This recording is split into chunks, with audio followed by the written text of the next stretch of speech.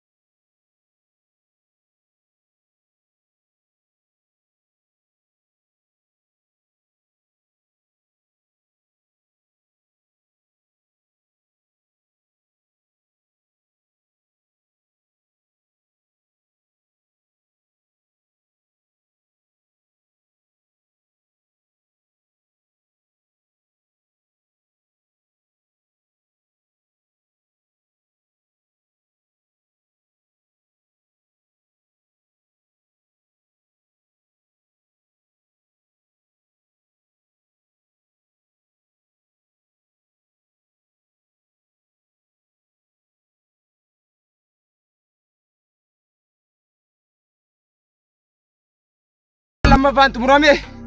kutaa sadaffaa YouTube Boonsaa TV irraa argachuu dandeessaa kutaa sadaffaan itti fufaa